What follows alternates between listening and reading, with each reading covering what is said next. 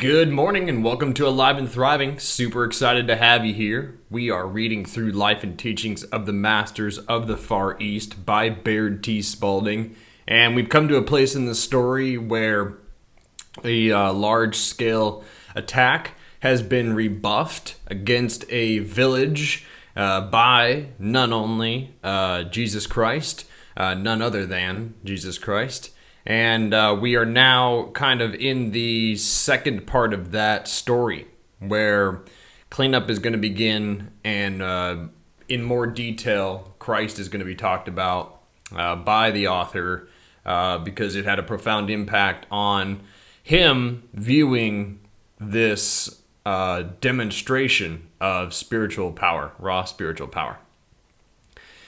My only apology for dwelling in detail upon the experiences of these few days in regard to the bandits is to portray as conclusively as possible the power of one man clothed completely in his divine right of dominion and mastery, to turn the energy and zeal exerted and sent out by a lawless horde to the complete destruction of himself and the whole district.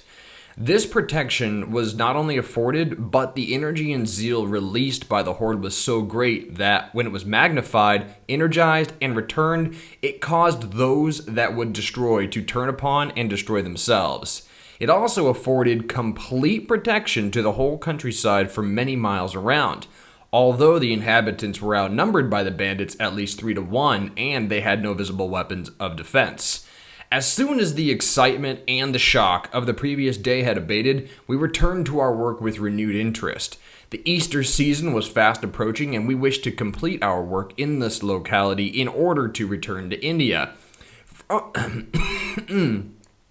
From this time on, our work drew rapidly to a close. The last details preparatory to the return were completed the day before Easter. We looked forward to Easter Sunday as a day of complete rest and relaxation.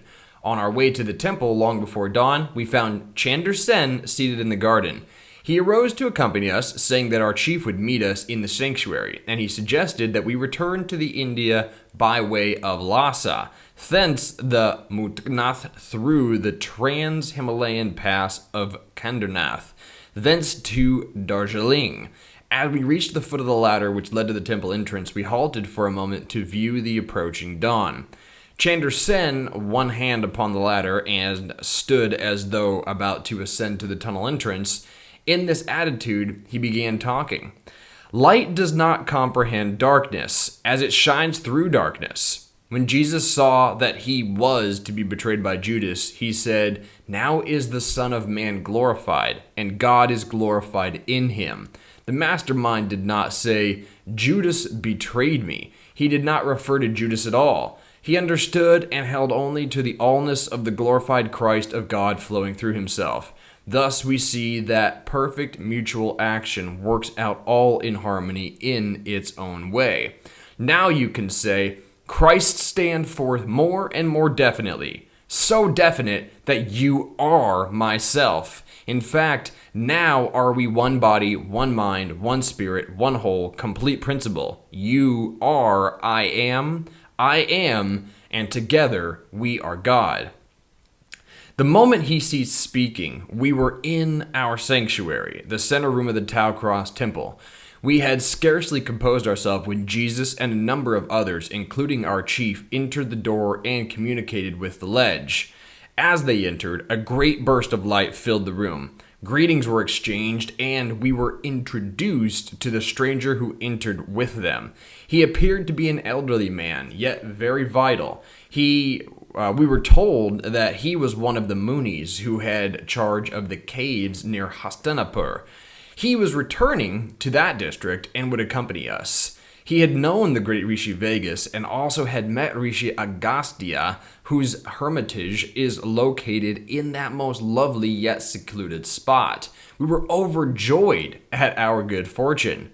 We formed a circle and, placing both hands palm down upon the table, stood in deep silence for a few moments. Although there was not a word uttered, the room was completely filled with a strange, pulsing, vibrating emanation. It was an entirely different sensation from anything we had ever experienced and at first seemed to overwhelm us. The rocks pulsated and vibrated with a resonant musical tone. This lasted only a few moments. When the stillness was broken, we were told that this morning we would see the creation of a universe in pictures. These pictures would be a representation of that which happened when our universe came into existence. We stepped through the door, out upon the ledge, and walked to the edge. It was still an hour before sunrise. The dead calm of the absolute silence enshrouded us. The time was propitious for the unfolding of another birth.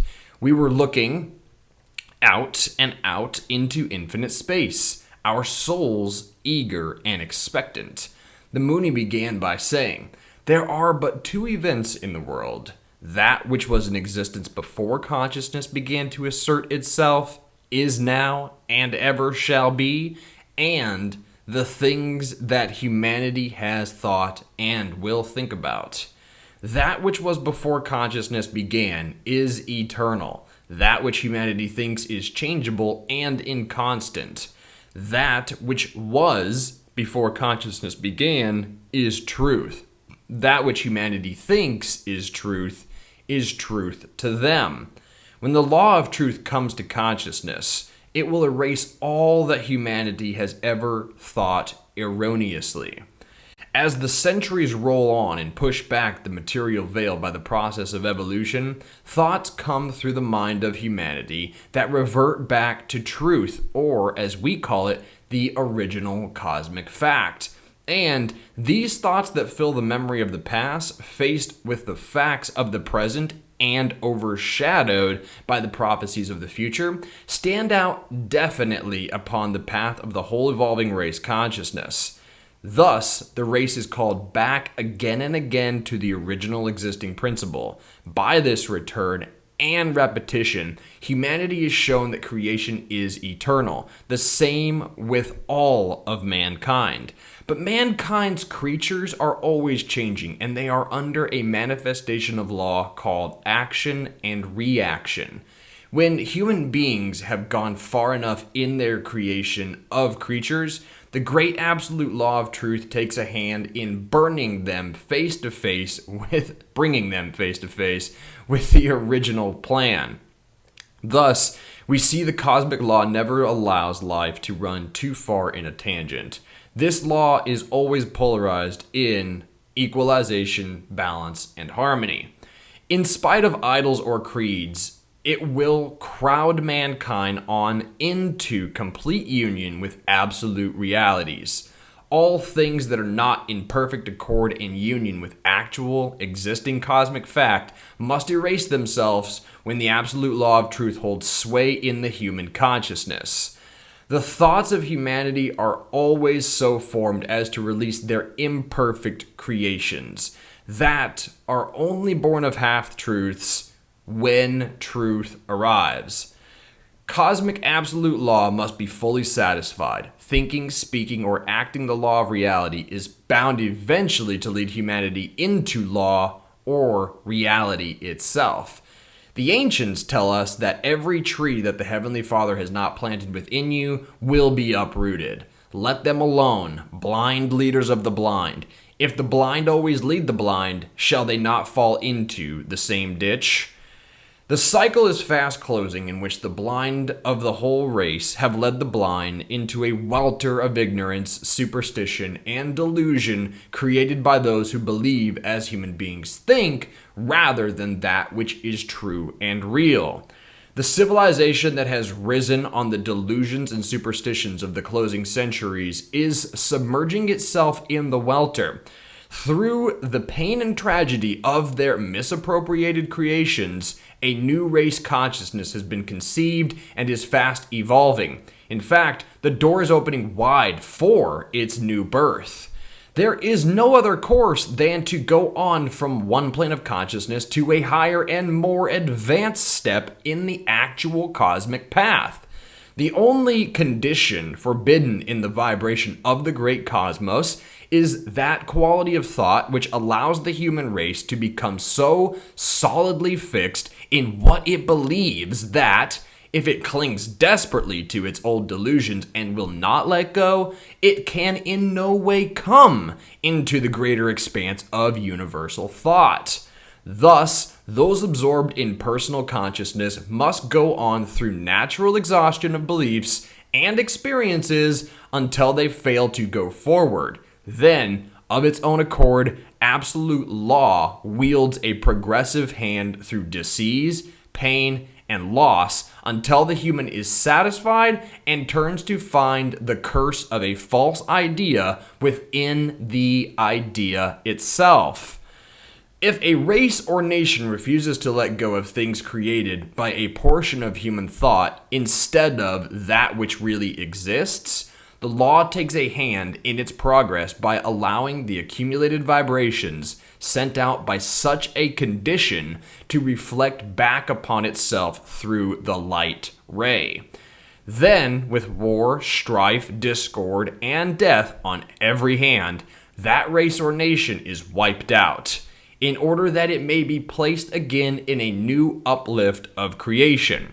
Thus, it can begin over again in a new contact with that which was before the beginning of human consciousness. Civilization today is fast approaching a great reconstructive moment. All things that seem so stable and well-founded will now soon be immersed in a state of inversion.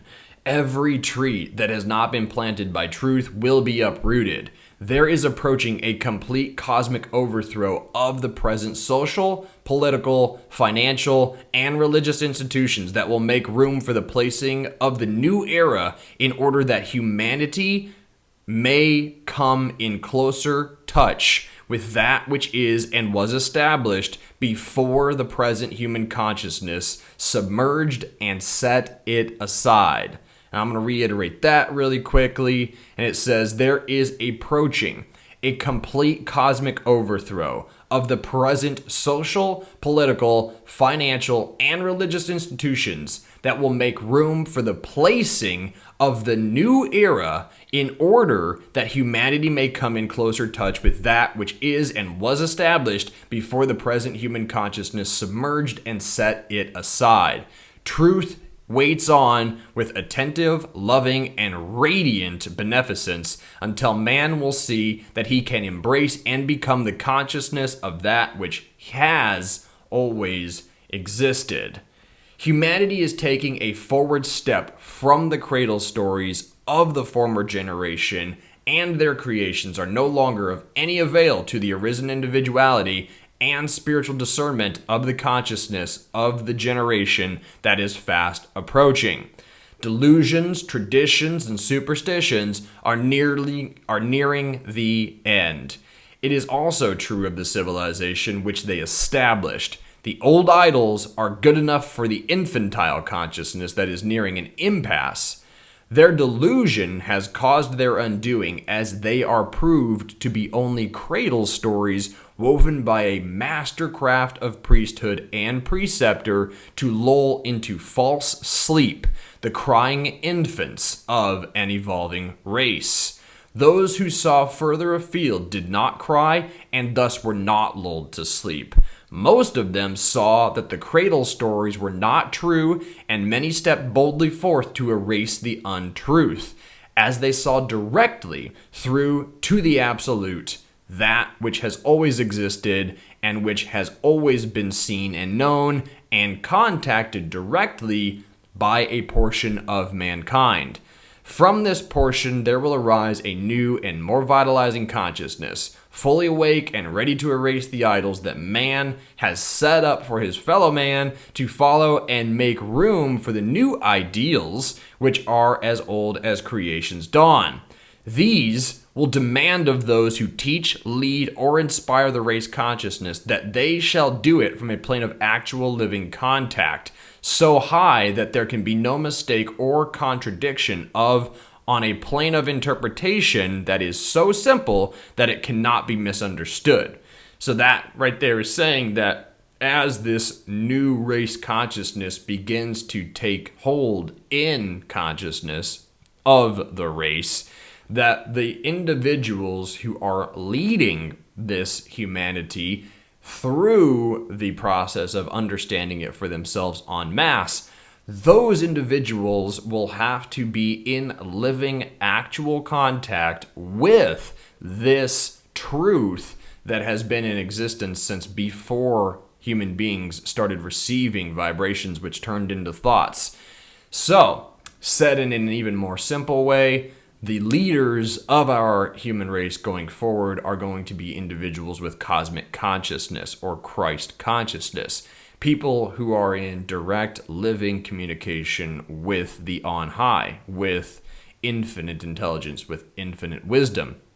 Because only in such leadership can be found a benevolent leadership, a benevolent way forward, a way forward that takes us through a potential quagmire, a potential marsh, onto solid ground. Where we have been as a civilization in the past is with the blind leading the blind. And if we go back to that marsh analogy, we've been like falling in the water every single step of the way. We've been misled and yada, yada, yada. So the awakening tiger of higher intelligence and spirituality will refuse to sleep again, as it is already ravaged with the fragments of the past and disappointed with the torture of misplaced confidence. It will demand a stronger and more vital thought with instruction based upon truth itself. The multitudes are now listening over the heads of past centuries with their creed-bound traditions to the old message that to the newly born is working its unfoldment into the hearts and lives of mankind. This new old message is the clarion call that is heard above the changing voices of creed-bound priesthood. It is louder than the voice of battle. It is louder and clearer than the muffled contradictions of financial, industrial, political, and religious lies. In spite of the creed-bound thoughts of a portion of humanity, their traditional and idolized ideas of God, of Christ and man, of self, of life and death, all must go. And in the absolute freedom from these preconceived ideas, there must pass and thus be erased all that was built upon them. So this is a pretty profound paragraph right here. It says, in spite of the creed-bound thoughts of a portion of humanity, their traditional and idolized ideas of God, of Christ and man, of self, of life and death, all must go. And in the absolute freedom from these preconceived ideas, there must pass and thus be erased all that was built upon them. So the masters are essentially telling you there that every single thing that you think is true about reality, everything that you think about what you are and who you are and what God is and what Christ is, what life and what death are, whatever ideas that you've picked up from culture, those ideas have to go. And they have to be erased with the truth back of those things. And in so doing, you get a little bit of that here when you read these books. There is looming upon the horizon of this new approach a redemption that has an entirely new meaning. This new multitude coming out of this clearer vision and more definite perception is redeemed through deeper revelation emanating out of all races and all people. That emanation is the one life that is in all and through all. So from every walk of life that is sentient here on this planet, that is bipedal, that is anthropomorphic, you will find the one great truth emanating out from within, because it is in these mind, body, spirit complexes that the truth may take hold and then become real. Now, all around us, it is real. So it is only in our incorrect perception of reality that we perceive things to be discordant or non-harmonious. And once this all-knowing truth is able to firmly manifest from within us to our without, meaning once it's able to basically change our minds, we are going to perceive life the way that the rest of the universe does, which is harmonious, imbalanced, perfect.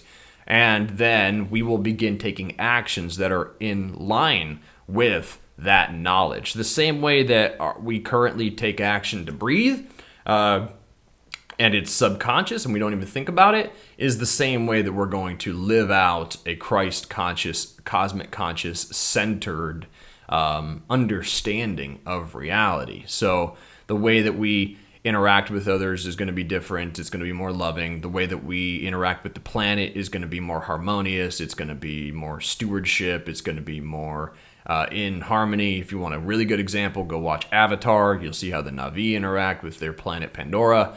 The way the Native Americans interacted with the planet. So the way indigenous ancient cultures interacted with the planet for the longest time, until we started entertaining this false narrative that the planet is not alive, it is alive, and that we can be abusive to it and no harm will come from that.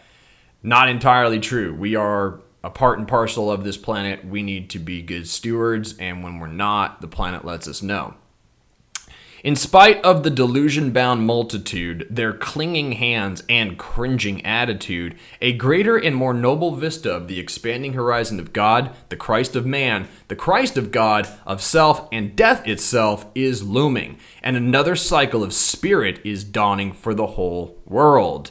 Another age of the crystal race is coming up out of the maelstrom.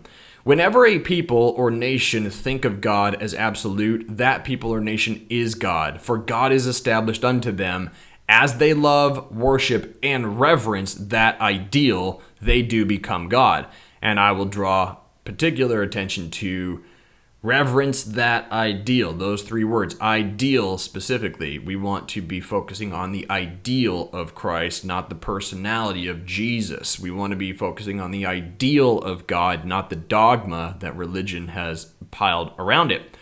And I'll draw attention here to another age of the crystal race is coming up out of the maelstrom, and crystal race is capitalized. And that is because when human beings are homo luminous, when they are not homo sapien, which is carbon-based DNA and life, when they are crystal-based DNA and life, they no longer need the you could call them chemical processes that are associated with a carbon-based life form. It is more of a photosynthesis type of nutrient interaction with the universe because your DNA has gone from being carbon-based to crystalline.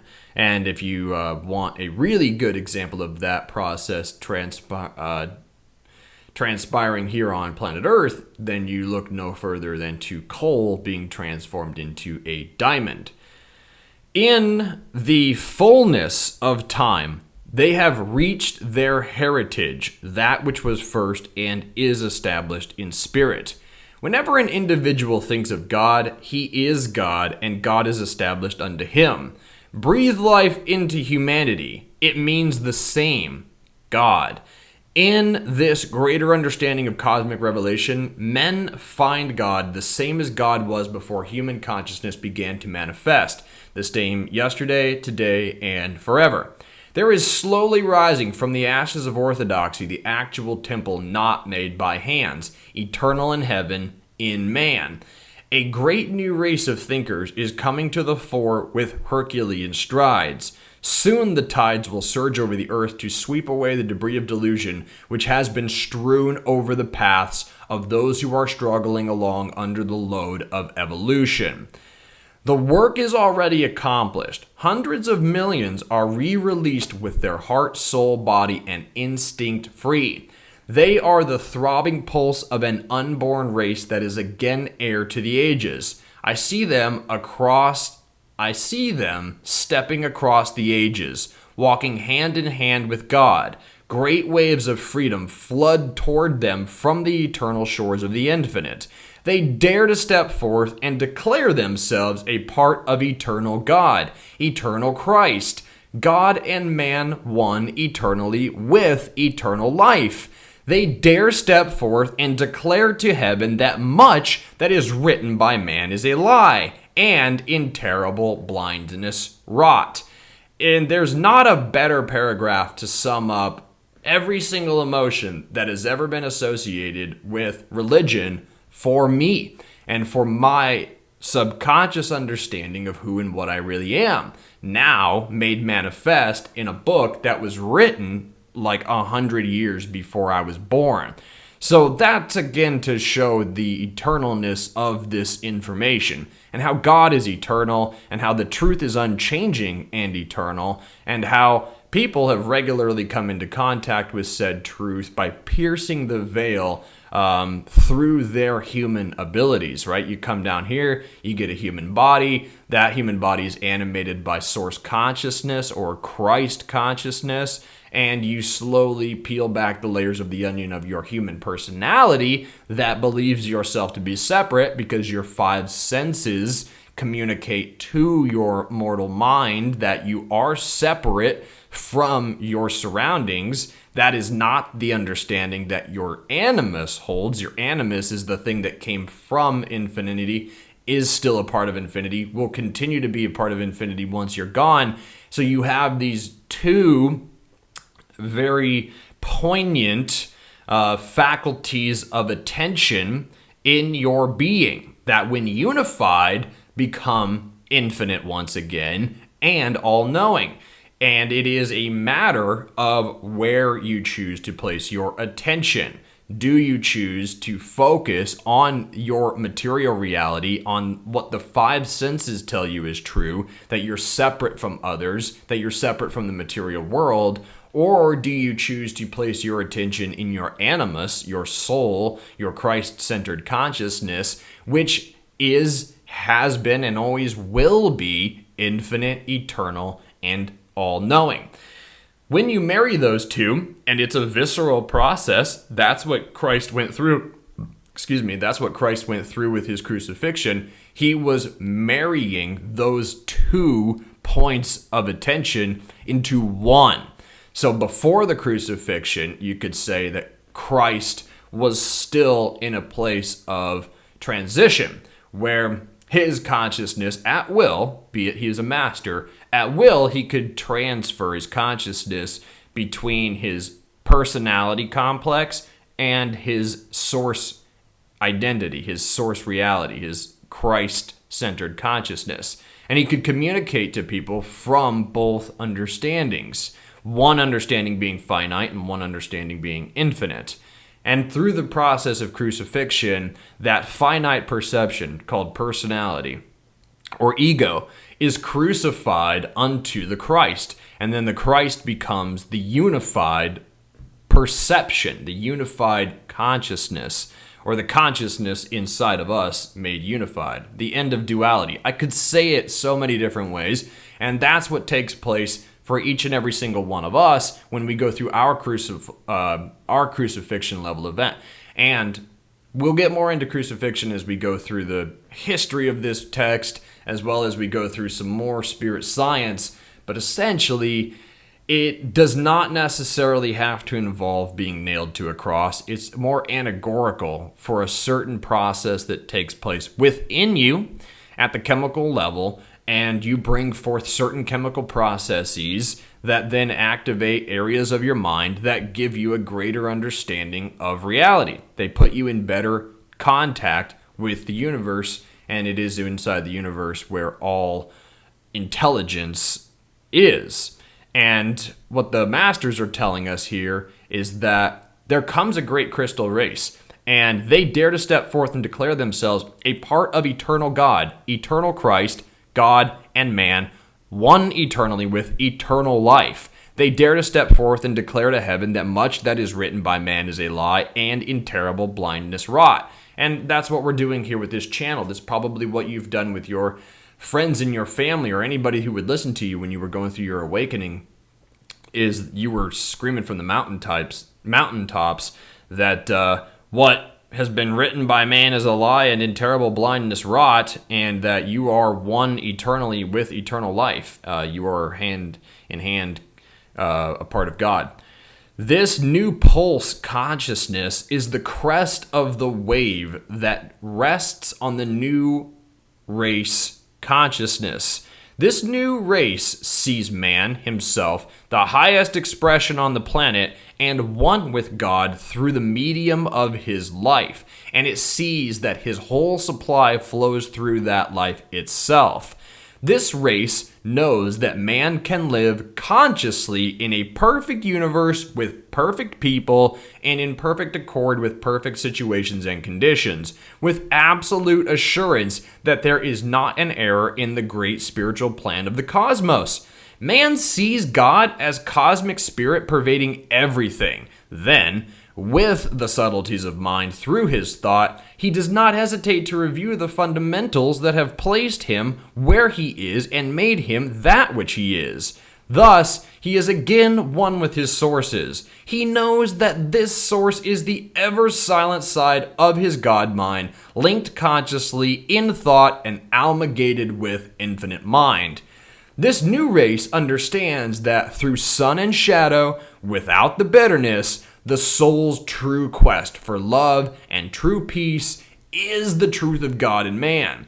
This race does not hesitate to stir the swaddling clothes of delusion from the whole human race. The gaunt specter, which for ages has bound the feet of the weak and doubting ego man through his own ignorance, will be completely erased. He finds he has erased his every limitation through his true selfhood, completely arisen. He has raised himself from man to God. And I will point out, because of the times that we live in, that anywhere you hear me say man, or the text uses man, mankind, this book was written at the turn of the 20th century, in the early 1900s, and there was a particular way that the world worked then. So let us not think of my reading it in this day and age as being anything other than a reflection of the way which people wrote at that time. And anytime you hear the word man, you can simply think of human. Okay, human. They're talking about humanity. He is talking about humanity every time he uses he or he uses man. Because we know that there is no difference between your soul and between my soul. It's infinite light. It's in the shape of a Merkaba, and it can animate any organic life form that it occupies. So if you are a woman and I am a man, we still have a distinct commonality that is the identity of our soul, our source consciousness. So the only thing that's different is the way in which our five senses communicate to us that soul has chosen to express its personality in physicality. So if you manifest as a woman and I manifest as a man, it's because that is the form, if you will, that our soul, our higher self, more closely resonates with. And there are certain karmic balances that need to take place in this life that your either feminine or masculine form will be better suited to handle.